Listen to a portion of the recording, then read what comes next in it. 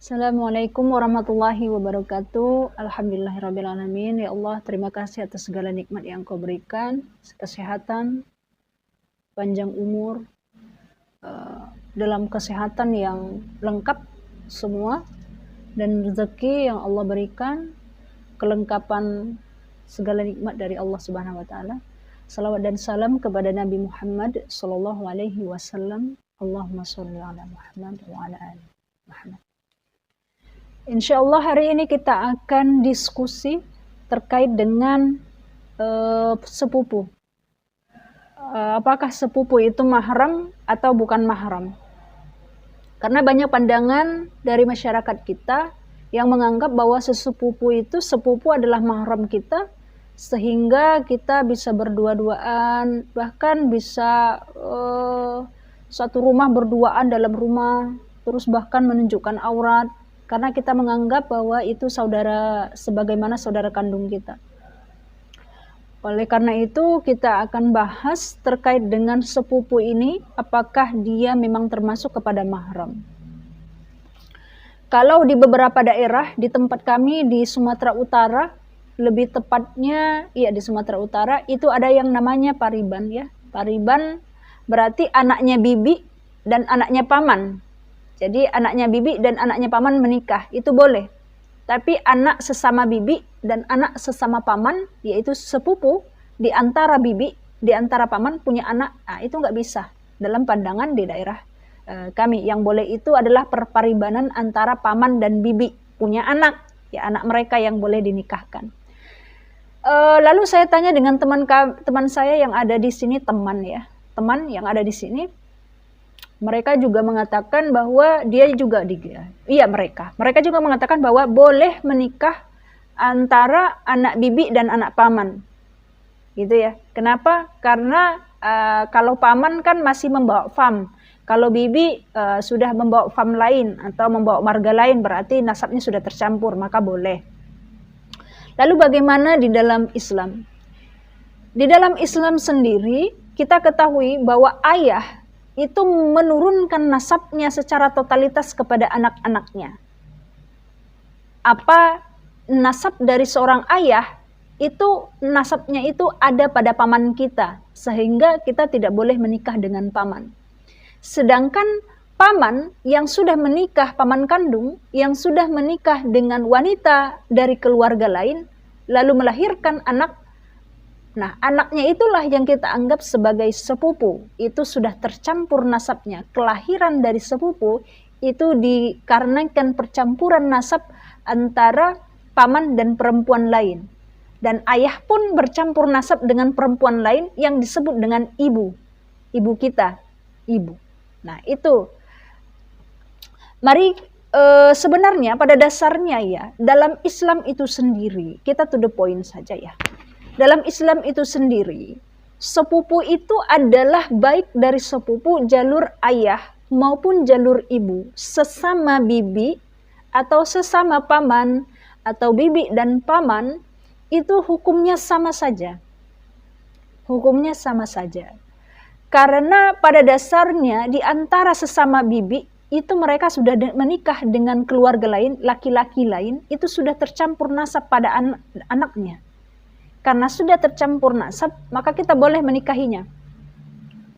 Jadi anaknya bibi sesama bibi, anaknya paman sesama paman, atau anaknya paman dan bibi itu boleh menikah. Karena mereka bukan mahram kita. Bukan mahram. Karena bukan mahram, maka terterapkanlah hukum berdasarkan Quran surah An-Nur ayat 30-31 tentang menundukkan pandangan. Menundukkan pandangan, tidak boleh menyentuh kecuali yang mahram. Berarti sepupu kita tidak bisa menyentuh mereka. Kecuali kalau sudah ada lapisnya, kesenggol pakai lapis. Nah, itu. Tidak bisa berjabat-jabat tangan, apalagi sampai berdua-duaan, apalagi sampai satu rumah tidak pakai jilbab berdua-duaan. Nah, itu. Karena mereka bukan mahram kita. Dari mana dalilnya? Karena kita berbicara harus pakai dalil, ya harus pakai dalil. Pertama dalam Quran surah An-Nisa ayat 23. An-Nisa ayat 23 ini berisikan di mana terjemahnya adalah diharamkan atas kamu menikahi ibu-ibumu. Ini ayat berkenaan dengan orang-orang yang haram untuk dinikahi. Jadi orang-orang yang haram untuk dinikahi. Siapa saja yang haram untuk dinikahi, yaitu ibu-ibumu, anak-anak perempuan, saudara-saudara yang perempuan, saudara-saudara ayahmu yang perempuan, saudara-saudara ibumu yang perempuan, anak-anak perempuan dari saudaramu yang laki-laki, anak-anak perempuan dari saudaramu yang perempuan, berarti dia keponakan. Itu tidak boleh dinikahi. Ibu-ibumu yang menyusui, ibu susuan. Jadi kalau ada ibu susuan itu haram untuk dinikahi.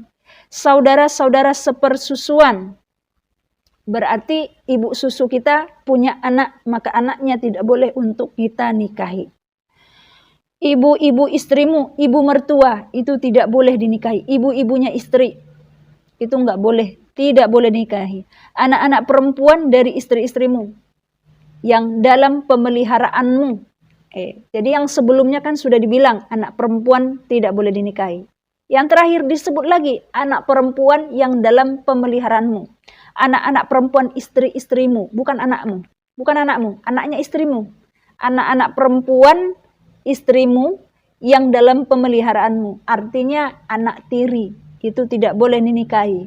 Kecuali kalau ibu tiri itu atau istri tersebut belum kamu campuri, belum berhubungan suami istri lalu bercerai, maka boleh menikah dengan anak dari perempuan tersebut, anak dari ibu tiri, bukan anak dari ibu tiri, anak dari istri tadi.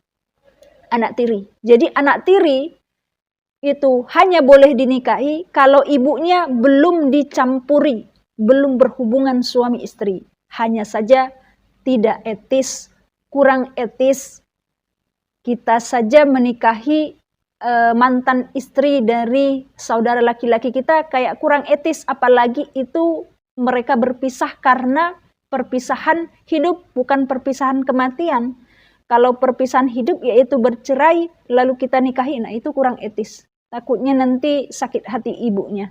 Ibunya sudah diceraikan lalu menikah dengan anaknya. Itu yang benar. Nah, kemudian ada lagi persepsi dari masyarakat bahwa anak tiri itu adalah anak dari saudara seibu atau anak dari saudara seayah. Jadi gini, ayahnya menikah 2 kali. Ayahnya menikah 2 kali. Berarti apa? Ayahnya satu, ibunya beda. Nah, ini disebut dengan saudara seayah, dan masyarakat ada yang menganggapnya ini adalah anak tiri atau saudara tiri. Bukan. Itu adalah saudara kandung kamu yang disebut dengan saudara seayah. Itu senasab dengan kamu dan tidak boleh dinikahi. Kemudian ibu kita. Ibu sudah pernah menikah dengan ayah kita, lalu kemudian bercerai hidup atau bercerai mati, lalu kemudian menikah lagi dengan laki-laki lain, lalu lahirlah anak yang baru. Berarti ibunya sama, suaminya yang beda, ibunya sama, ayahnya yang beda. Nah, ini bukan saudara tiri, itu adalah saudara seibu.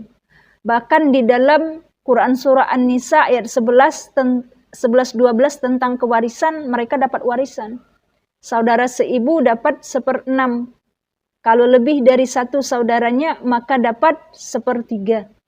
Itu adalah orang yang asbabul wurud. Bukan asbabul wurud, mohon maaf ya. Ahli waris zawil furud. Ahli waris zawil furud. Itu adalah orang-orang yang menerima warisan karena nasabnya dekat gitu ya. Ada yang karena perkawinan juga, ada karena memerdekakan budak. Artinya intinya tidak boleh menikahi saudara tiri. Dan saudara tiri itu bukan saudara seibu atau saudara seayah. Saudara tiri itu adalah beda ayah, beda ibu. Anak yang lahir dari perbedaan ayah dan perbedaan ibu. Nah, itu baru. Anak tiri ini tidak boleh dinikahi ya. Kecuali kalau ibunya belum dicampuri lalu bercerai lalu menikah. Nah, itu boleh, hanya saja tidak etis. Tidak etis karena apa? Menimbulkan perselisihan nantinya. Kemudian sampai ke situ. Jadi berdasarkan Quran surah An-Nisa ayat 23 ini tidak disebutkan keharaman menikahi saudara sepupu laki-laki atau saudara sepupu perempuan. Sepupu perempuan tidak ada disebut di dalam ayat ini, karena tidak ada disebut berarti mereka tergolong kepada orang yang boleh dinikahi. Ini sudah dalil yang kuat, berarti boleh menikahi saudara sepupu. Karena boleh menikahi sepupu, sepupu boleh dinikahi, maka berlakulah hukum menundukkan pandangan, memelihara kemaluan, dan juga menghindari mendekati zina. Lanjut kemudian, dalil yang paling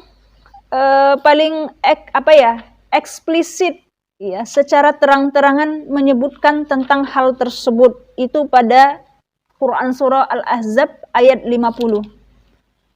Quran surah Al-Ahzab ayat 50 sudah jelas-jelas disebutkan secara gamblang kebolehan menikahi sepupu. Wahai Nabi, sesungguhnya kami telah menghalalkan bagimu istri-istrimu yang telah engkau berikan mas kawin, hamba sahaya yang engkau miliki, termasuk apa yang engkau peroleh dalam peperangan yang dikaruniakan Allah untukmu. Yang demikian pula anak-anak perempuan dari saudara laki-laki bapakmu. Anak perempuan dari saudara laki-laki ayahmu, berarti paman. Anak-anak perempuan dari saudara laki-laki ayah. Saudara laki-laki ayah, berarti paman. Anak perempuannya, berarti sepupu. Sepupu dari pihak paman, boleh dinikahi. Anak-anak perempuan dari saudara perempuan bapakmu. Anak-anak perempuan dari saudara perempuan bapakmu. Berarti ayah kita punya saudara perempuan yang disebut dengan bibi. Anaknya bibi kita boleh dinikahi. Selanjutnya, anak-anak perempuan dari saudara laki-laki ibumu. Anak-anak perempuan dari saudara laki-laki ibumu. Ibu kita punya saudara laki-laki yang disebut dengan om atau paman dari jalur mama kita. Punya anak om kita, paman kita. Itu boleh dinikahi. Anak-anak perempuan dari saudara laki-laki ibumu. Berarti sepupu dari jalur saudara laki-laki ibu kita. Kemudian, dan anak-anak perempuan dari saudara perempuan ibumu. Anak-anak perempuan dari saudara-saudara perempuan ibumu. Jadi ibu kita punya saudara perempuan. Jadi ibu punya saudara perempuan, bibi juga. Sesama bibi, sesama perempuan, punya anak. Itu boleh untuk dinikahi. Itu. Jadi ayat Quran surah Al-Ahzab ayat 50 ini secara gamblang menyebutkan kebolehan menikahi sepupu. Baik dari jalur ayah maupun dari jalur ibu. Baik sesama paman maupun sesama bibi boleh untuk menikah karena sudah tercampur nasabnya. Karena sudah tercampur nasab, maka berlakulah hukum ketidakmahraman, maka berlaku hukum menjaga pandangan, memelihara kemaluan, dan menghindari hal-hal yang mendekati kepada zina. Itu ya. Makanya Rasulullah itu anak dari Abdullah. Abdullah punya saudara namanya Abu Thalib. Abu Thalib punya anak namanya Ali bin Abi Thalib. Jadi Ali bin Abi Thalib itu adalah saudara sepupunya Rasulullah. Saudara sepupu. Nah, Rasulullah punya anak namanya Fatimah. Fatimah menikah dengan saudara sepupunya. Itu juga boleh. Jadi pada dasarnya sebenarnya terlepas dari peristiwa itu, pada dasarnya berdasarkan Quran itu boleh menikahi saudara sepupu. Jadi kebudayaan di Arab juga, kebudayaan di Arab selain daripada di Arab di Indonesia, itu diberlakukan menikahi ke sepupu. Kenapa itu diberlakukan? Kenapa itu lebih baik? Ada nilai positifnya menikahi sepupu. Pertama, itu adalah jalur keluarga kita, sehingga kita lebih dekat dan lebih paham karakternya mereka. Kalau ada permasalahan, lebih mudah untuk diselesaikan. Yang ketiga, itu adalah saudara kamu. Artinya kalau kamu memberikan nafkah atau saling tolong-menolong, itu berarti kamu memberikan nafkah dengan saudaramu. Terus kalau kamu punya harta warisannya tidak jatuh kepada orang lain, jatuhnya kepada tetap saudara kamu, saudara sepupu kamu, dan anak-anak. Dan semakin eratlah hubungan persaudaraan kekeluargaan dari keluarga yang membawa bin itu atau tidak membawa bin, tapi dalam jalur keluarga itu semakin kuat.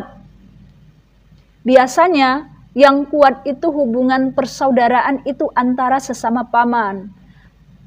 Intinya antara sesama anak kuat, anak dan keponakan itu kuat. Tapi kalau sudah sesama sepupu itu mulai renggang kekeluargaan. Apalagi sesama anaknya sepupu, turun lagi cucunya, turun lagi cicitnya, itu sudah renggang biasanya persaudaraan. Oleh karena itu, jika sesama sepupu menikah, maka tidak ada kerenggangan, semakin kokohlah hubungan kekeluargaan tersebut. Itu nilai positifnya.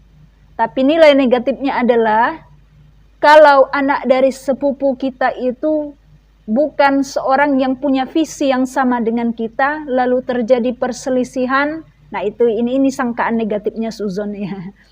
Kalau terjadi perselisihan, takutnya nanti terjadi perceraian yang bermasalah tidak hanya hubungan pernikahannya, tetapi hubungan kekeluargaannya yang bermasalah. Takut yang seperti itu. Oleh karena itu ya menikah dengan yang bukan sepupu itu juga positifnya menikah dengan yang bukan sepupu. Jadi pada dasarnya menikah dengan sepupu dan menikah dengan tidak sepupu itu punya positif dan punya hal-hal yang prasangka berikutnya juga sudah ada. Jadi silahkan pertimbangkan. Jadi tapi fokus utama pada bahasan ini adalah mengenali bahwa sepupu itu bukan mahram. Oleh karena itu wajib bagi kita menjaga aurat, tidak menampakkan aurat kepada mereka. Tidak perlu kita hati-hati saja. Itu bukan mahram kita.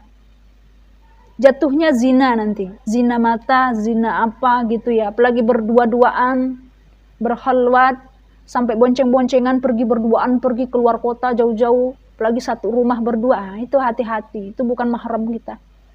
Itu bukan mahram ya. Jadi sudah jelas. Nah ini juga berdasarkan kitab dari At-Tabari. At-Tabari, mohon maaf ya. Mohon maaf bukan At-Tabari. Dari kitab Ibnu Katsir. Ibnu Katsir itu punya kitab. Ini saya bawa satu di sini. Nah ini Ibnu Katsir. Nah, berdasarkan kitab Ibnu Katsir, berdasarkan tafsiran beliau terhadap dalil, juga bagaimana kondisi Arab, juga bagaimana sejarah turunnya suatu ayat, juga kondisi dari agama-agama sebelum Islam. Nah, beliau menjelaskan bahwa Islam datang itu sebagai penengah antara Yahudi dan Nasrani, di mana Nasrani yang pada dasarnya mereka dulu ya, tidak sekarang, dulu kita. Kalau sekarang saya tidak tahu. Kalau dulu itu mereka tidak boleh menikah kecuali kalau sudah berganti 7 keturunan. Jauh ya. Kalau Yahudi beda lagi, dekat sekali, bahkan boleh menikahi keponakan. Nah, ketika Islam datang, Islam menjadi penengah, tidak jauh, tidak pula terlalu dekat. Jadi keponakan, anak itu tidak boleh dinikahi. Saudara perempuan tidak boleh dinikahi. Keponakan tidak boleh dinikahi. Yang boleh dinikahi sepupu. Itu. Jadi antara penengah, enggak jauh, enggak dekat pula, gitu ya. Demikian penjelasan dan diskusi kita. Alhamdulillah jika hal ini bermanfaat bagi kita semua. Insya Allah semoga bermanfaat. Ada hal-hal kata yang tidak tepat, saya memohon ampun kepada Allah Subhanahu wa taala. Astaghfirullahaladzim. Astaghfirullah wa atubu ilaih. Astaghfirullah wa atubu ilaih. Astaghfirullah wa atubu ilaih. Dan saya memohon ampun kepada Allah Subhanahu wa taala. Saya memohon ampun kepada Allah Subhanahu wa taala ya, kalau ampun ya. Dan saya memohon maaf kepada saudara-saudara kaum muslimin dan kaum muslimat sekalian. Bisa juga memberikan saran dan komentar. Dan ingat ya, kita saran ini tujuannya kayak menyampaikan suatu pandangan, bukan kayak menjudge. Kebanyakan kita salah persepsi bagaimana cara untuk menyampaikan aspirasi, gitu ya. Demikian, assalamualaikum warahmatullahi wabarakatuh.